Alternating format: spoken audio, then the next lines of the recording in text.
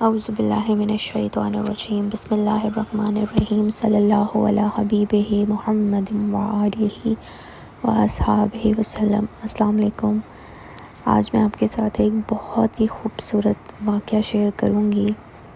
حضرت شیخ حماد ابو الخیر القطع رحمۃ اللہ علیہ فرماتے ہیں کہ ایک مرتبہ جب میں مدینہ منورہ میں حاضر ہوا تو 2-3 دن سے مجھ پر فاقہ تھا۔ میں نے موحاجہ شریف میں حاضر ہو کر صلاۃ و سلام کے بعد عرض کیا، یا رسول اللہ صلی اللہ علیہ وآلہ وسلم، میں آپ کا مہمان ہوں اور مسجد نبوی صلی اللہ علیہ وآلہ وسلم میں ایک طرف بیٹھ کر درود شریف پڑھنے میں مشغول ہو گیا کہ نیند نے غلبہ کیا اور سو گیا، تو خواب میں مجھے سرور انبیاء صلی اللہ علیہ وآلہ وسلم کی زیارت ہوئی۔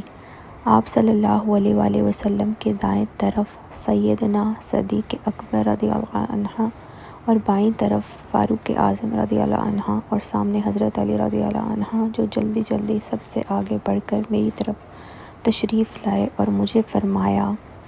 خوش آمدید اللہ کے رسول کے مہمان، اٹھ، حضور صلی اللہ علیہ وآلہ وسلم تشریف لا رہے ہیں۔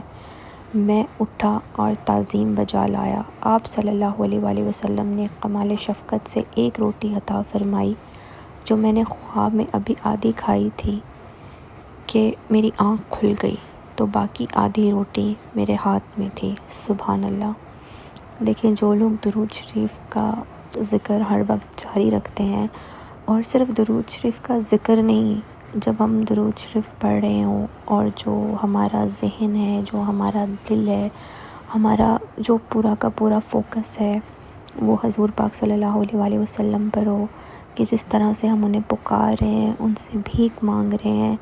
اپنے دل و جان سے ہم ان کو پکار رہے ہیں، تو ایسا ہو ہی نہیں سکتا کہ وہ ہمارے پہ نظر کرم نہ کریں۔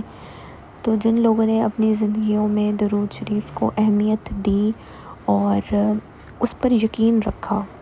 دیکھیں عزت تو ہم سب کرتے ہی ہیں نا، پر یقین رکھنا ایک ڈیفرنٹ چیز ہوتی ہے۔ اور یقین وہ ہوتا ہے کہ جب کبھی حالات آپ کے حق میں نہ بھی چل رہے ہوں نا، تو آپ نے اپنے فرض سے منہ نہیں پھیرنا کہ نہیں جی میرا تو کام نہیں ہوا تو میں اب درود شریف پڑھ کے کیا کروں۔ اگر ہماری زندگی جیسی بھی چل رہی ہے، جس طرح سے ہمارے لیے سانس لینا ضروری ہے نا، اب اگر اللہ نہ کرے ہماری زندگی میں کوئی مسائل ہوگا، ہم جینا تو نہیں چھوڑ دیں گے نا۔ آپ کو نیگیٹو تھاٹس آتے ہیں پر آپ جینا تو نہیں چھوڑ دیتے ہیں۔ اسی طرح اللہ نہ کرے زندگی میں کوئی مشکلات آئے تو ہمیں یہ بھی نہیں کرنا چاہیے کہ ہم درود شریف پڑھنا چھوڑ دیں۔ اور پہلی بات تو ایسا ہوتا ہی نہیں ہے، کہ ایسا ہو ہی نہیں سکتا جو درود شریف پڑھتا ہو اس کے ساتھ کوئی اللہ نہ کرے بری چیز ہو۔ ہاں، آزمائش ضرور آ سکتی ہے، کیونکہ یہ بھی ہوتا ہے جب آپ اللہ تعالیٰ کے اور حضور پاک صلی اللہ علیہ وآلہ وسلم کے قریب ہوتے ہو تو اللہ تعالیٰ آپ کو آزماتے بھی ہیں، پر آپ کے ساتھ کچھ ایسا برا نہیں ہوتا جو آپ سے برداشت نہ ہو۔ وہ کہتے ہیں نا کہ اللہ تعالیٰ کسی پہ اتنا بوجھ ڈالتے ہی نہیں ہے جو اس سے برداشت نہ ہو، تو ایسا کچھ بھی نہیں ہوتا، یہ صرف ہمارے ذہن میں ہوتا ہے۔ اور دیکھیں، وہ جو وقت آتا ہے مشکل کا وہ گزر بھی جاتا ہے۔ ایسے بہت سارے لوگوں نے یہ چیز ایکسپیرینس کی ہوگی کہ وہ وقت گزر بھی جاتا ہے، پھر ہم بعد میں کہتے ہیں کہ ہاں جب وہ وقت آیا تھا تو ہم نے اپنے اللہ کی کتنی ناشکری کی تھی۔ تو اس چیز سے بچیں۔ اگر کبھی آپ پریشانی میں ہو، بلکہ آپ ایک تو اللہ سے معافی مانگا کریں اور الحمدللہ پڑھا کریں کہ ہر تعریف اللہ کے لیے ہے، جس حال میں اللہ تعالیٰ رکھے ہم راضی ہیں، ہم خوش ہیں، اور استغفار پڑھا کریں، اللہ سے معافی مانگا کریں، کیونکہ جو بھی ہمارے ارد گرد پرابلمز آ رہی ہوتی ہیں وہ ہمارے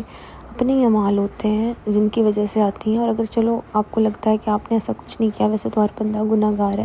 تو آپ کی آزمائش بھی ہو سکتی ہے، تو دونوں صورتوں پر ہم پہ صبر لازم ہے اور اس کے بغیر ہم نہیں چل سکتے ہیں، تو ان باتوں کو بھی ذہن میں رکھیں۔